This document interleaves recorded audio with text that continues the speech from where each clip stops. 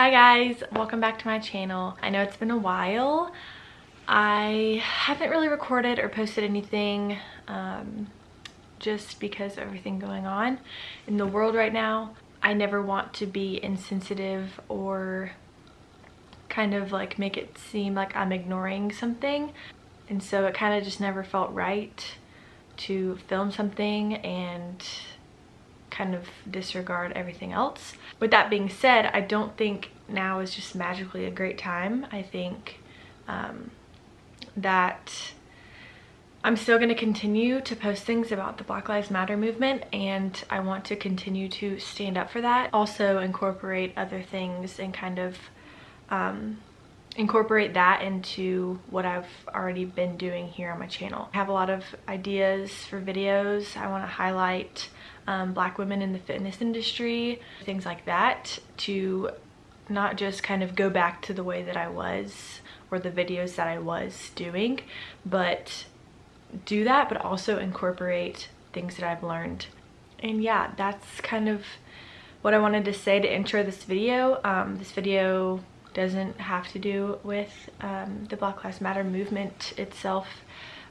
It's not really related to that. It's just going to be a Q&A. I kind of you guys asked me questions a long time ago, and I'm just now kind of feeling okay to sit down and film this. And at the end of the day, I have to ask myself, if Jesus were here, what would he be doing?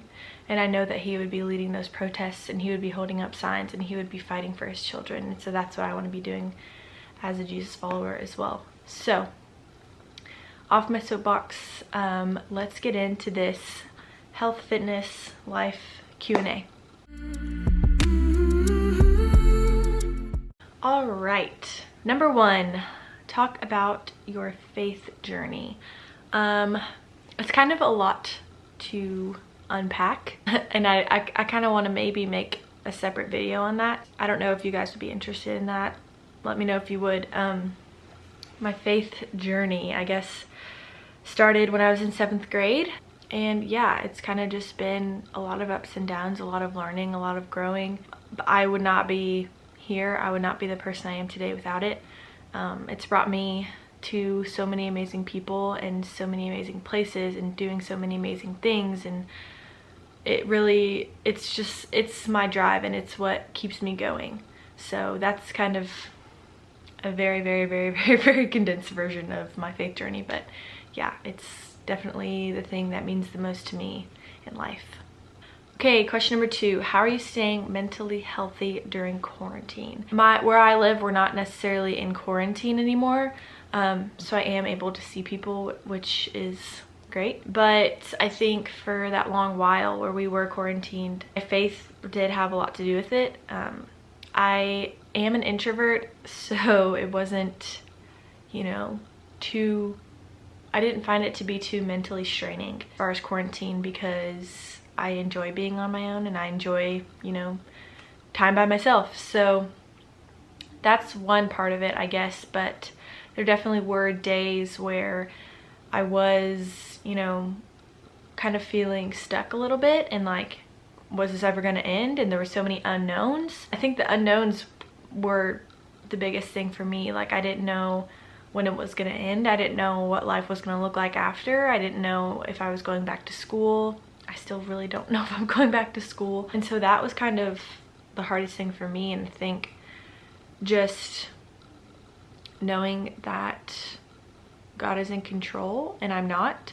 And this has never happened before. And so everybody is kind of just having to be flexible, and everybody is in the same boat. And that was really helpful for me to just be like, okay, at least I'm not alone. Like, everybody's going through this. We're all struggling. We're all figuring this out together, and knowing that, God is in control, and what will be will be.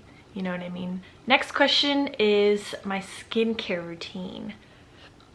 This is something that I'm not very well versed in.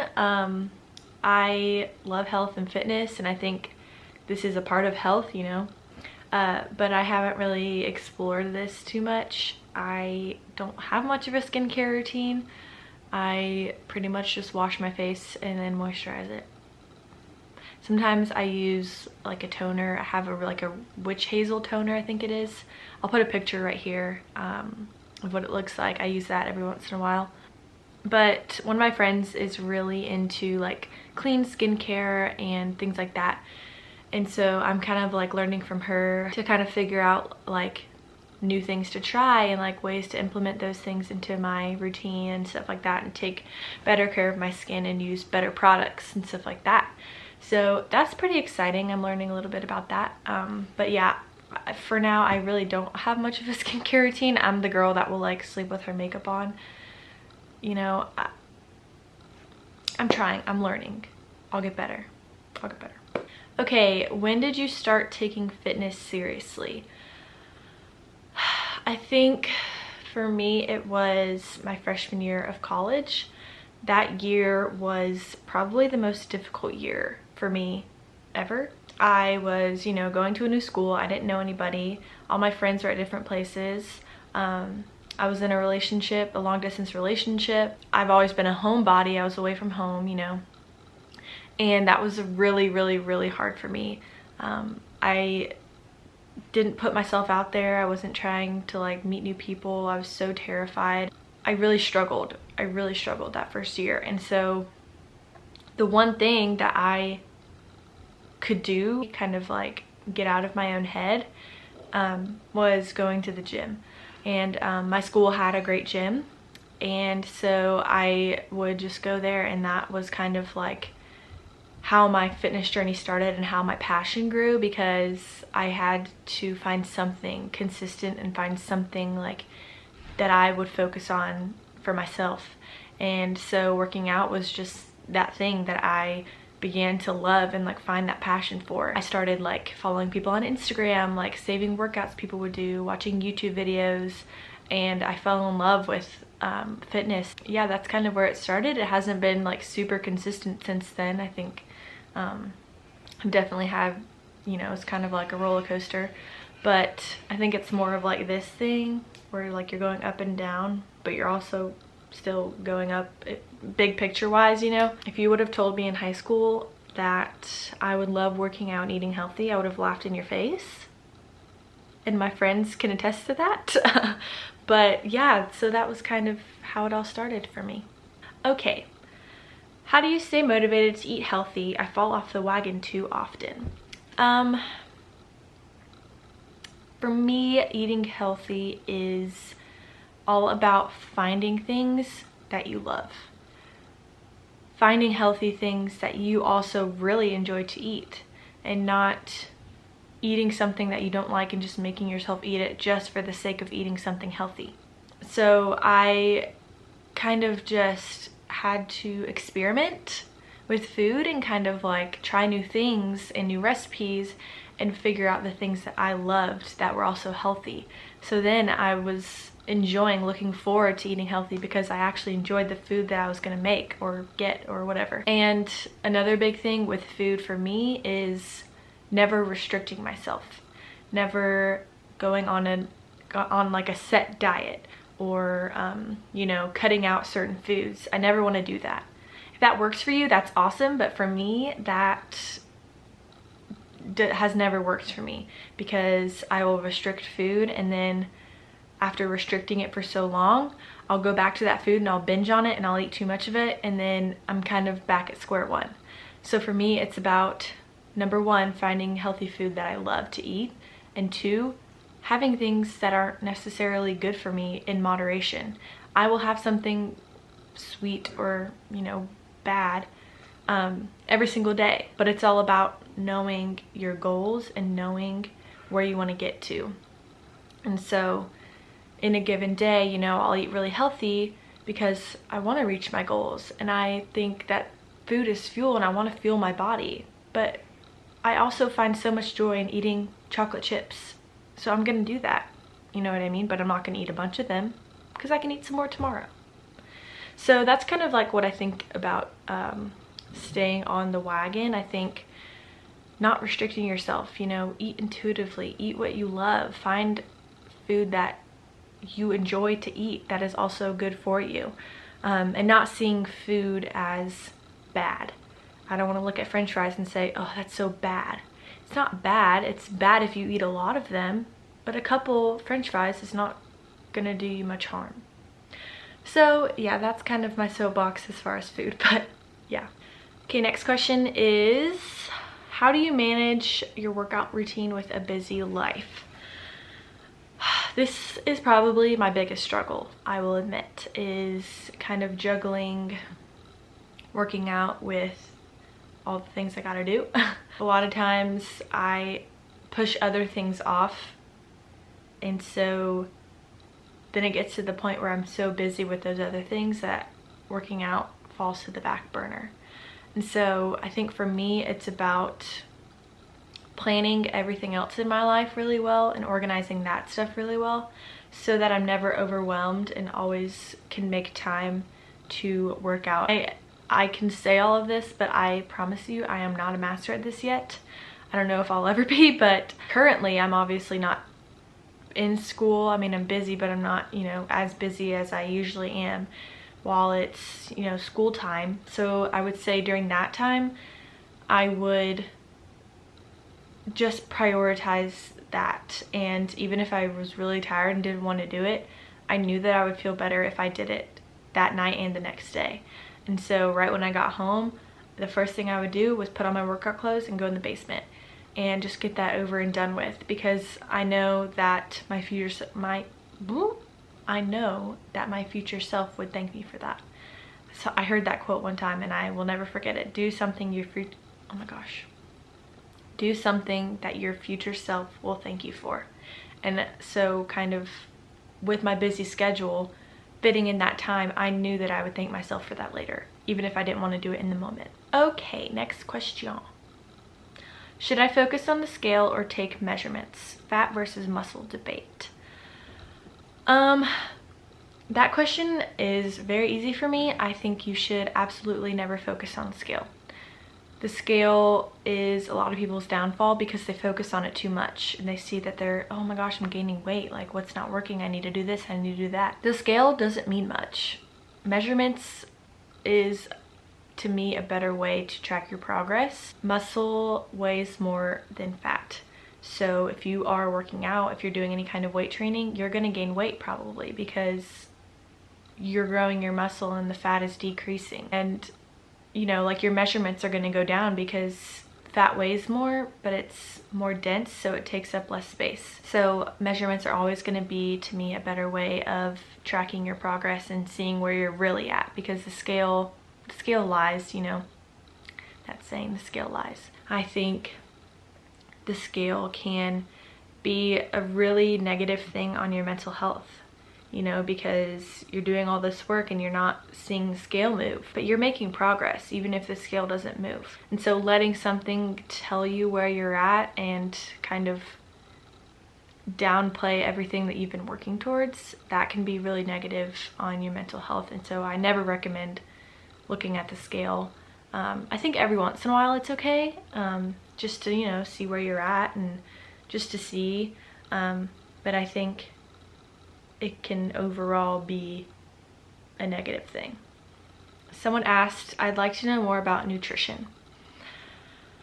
I kind of talked a lot about it before in that other question, you know, finding food that is healthy, that is good for you, that's going to fuel you, that you actually like to eat, and to not restricting yourself. Those are my two biggest things that I would tell people.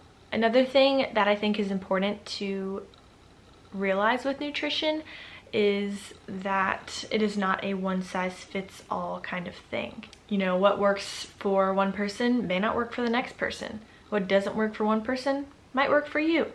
It's all different. Everybody's different. Every body is different.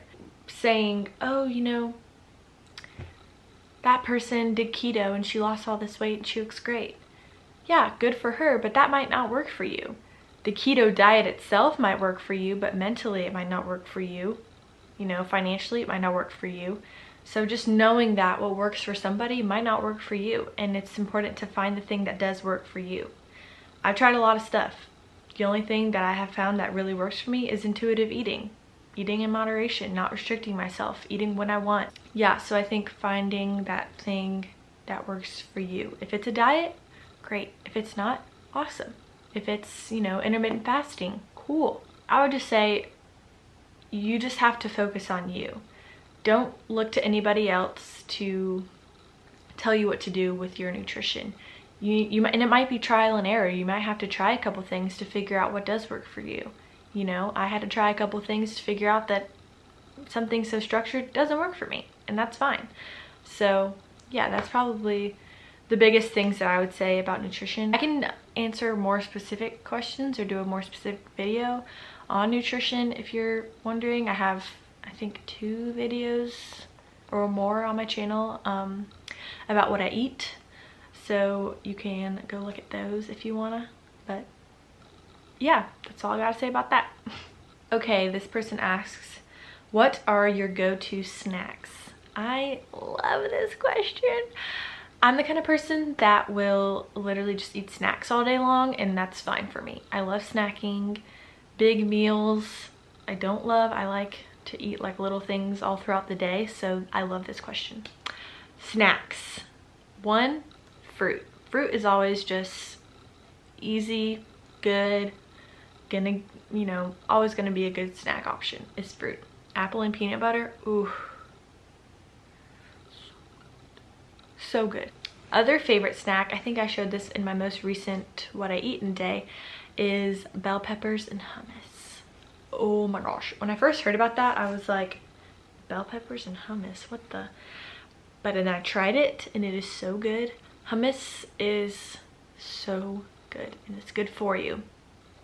And I've always loved hummus with pita chips, and so I was like, oh, healthier alternative, bell peppers. And you can't even you don't even realize you're eating bell peppers, you know, you kind of just taste the hummus. It's so good, and it's really filling.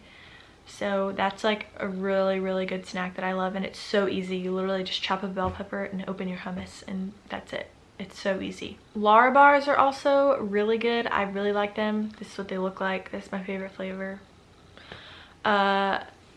They are not, this is what I mean by not, you know, tracking things, you know, tracking calories or counting carbs and things like that. I just like to eat what feels good for my body. Lara bars have a lot of carbs in them. They have a lot of calories in one little bar. But for me, it's more about what is actually in it. What are the ingredients? And the ingredients in Lara bars are like simple. You can read everything. There's only a handful of ingredients. And so I know that that is going to be good fuel for my body because it's not all processed stuff, if you know what I mean. Another snack I like as like a chip option, because I love like crunchy stuff, are these hip peas.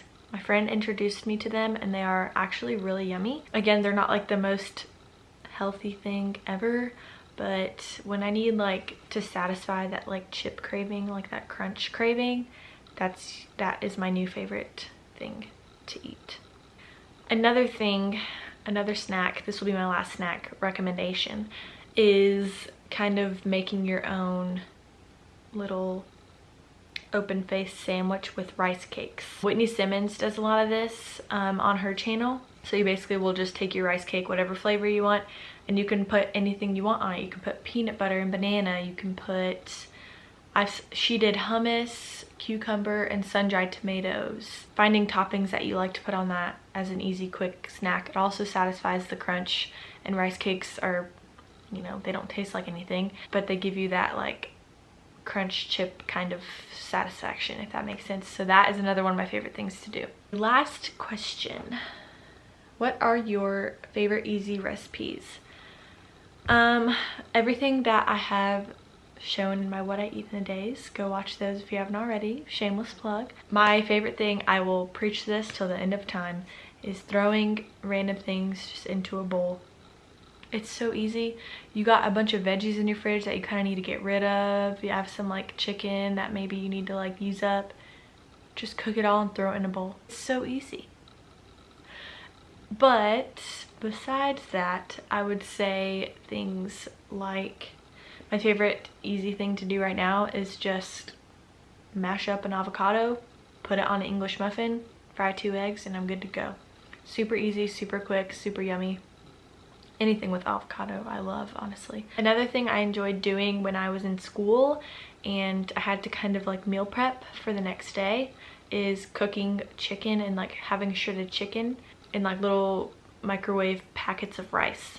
That was always like my go-to. And then I would just like on Sundays I would just cook a bunch of vegetables and have those in the fridge so that every day I just pull out my shredded chicken, pull out my veggies, microwave my rice, and I was good to go. And it was super quick, super easy, super good. You can do a lot of different variations of it. You know, you can make it like more of a Mexican style, you can make it more of an Asian style, you can do more like, you know, whatever style you want. So that's kind of my favorite easy kind of like if you have to kind of prep something like for the next day, for work, for school, whatever, that's kind of my go-to thing to do. And as you guys know, I have a deep love for tuna. I wish I need to take a poll on how many people actually like tuna, because I feel like it's not a lot, but it's actually the easiest thing in the world just to buy those little packets. And I will just like bring rice, or if I'm prepping I'll bring rice to school, but if I'm home I'll just make some rice, put that tuna on top, cut up a zucchini, and I'm done. Tuna is, and they have so many flavors of tuna. Like if you go to the store, there's like literally a million kinds of flavors that you can choose from to make your own stuff. So those are my kind of go-to easy recipes at the moment. Alright guys, that concludes today's video. I hope you enjoyed. Let me know what kind of videos you want to see, maybe involving like the Black Lives Matter movement, involving, you know, black women and men in fitness, things like that. If you want to see that, let me know. Thank you for submitting some questions to this Q&A. Yeah, I'm excited for the future of my channel and just to get back to uploading and incorporating things that I'm learning and growing in my videos. So yeah, that's it from me. I'll see you guys in the next one. Bye.